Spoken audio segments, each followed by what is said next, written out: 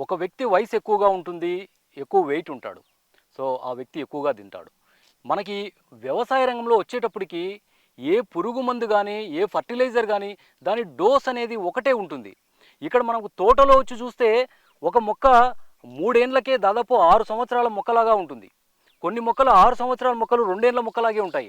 అప్పుడు dose variation ఖచ్చితంగా మనం పాటించాలి. 5 ఏండ్ల మొక్కకు ఇంత వేసేయండి ఎరువు అని చెప్పేసి చెప్తూ ఉంటారు.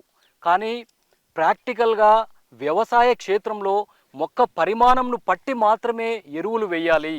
దీన్ని డోస్ వేరియేషన్ అంటారు. పిచికారీలు చూడండి, కొందరు రైతులు స్ప్రే చేసేటప్పుడు పురుగు ఉధృతి ఎక్కువగా ఉంటే 2 ఎంఎల్, 3 ఎంఎల్ వేసి పిచికారీ చేస్తుంటారు. అట్లా అస్సలు చేయకూడదు. ఎందుకంటే ఫైటోటాక్సిసిటీ చూపిస్తుంది. మొక్కలు లీఫ్ బర్నింగ్ కావడము, ఆకులు రాలిపోవడం ఇటువంటివి చూపిస్తాయి. ఒకటి జాగ్రత్తగా గమనించండి. ఏ పురుగు మందు అయినా తన జీవితకాలం 1 నుంచి 3 రోజులు, 5 రోజులు పనిచేస్తుంది అంతే. ఈ డోస్ వేరియేషన్ ఏంటంటే తక్కువ డోస్‌లో ఎక్కువ సార్లు పిచికారీ చేయడం వల్ల మొక్క రెస్పాండ్ అవుతుంది. ఎందుకంటే పురుగు అటాక్ అనేది యూనివర్సల్ థింగ్. ప్రపంచంలో ఎక్కడికి పోయినా పురుగు అటాక్ అనేది ఉంటుంది. దాన్ని బేస్ చేసుకొని డోస్ వేరియేషన్ మనము కంపల్సరీ వ్యవసాయ రంగంలో పాటించాలి. తక్కువ ఎక్కువ సార్లు మొక్కకి ఇవ్వడం వల్ల మొక్క ప్రతిస్పందిస్తుంది. పురుగు చనిపోతుంది.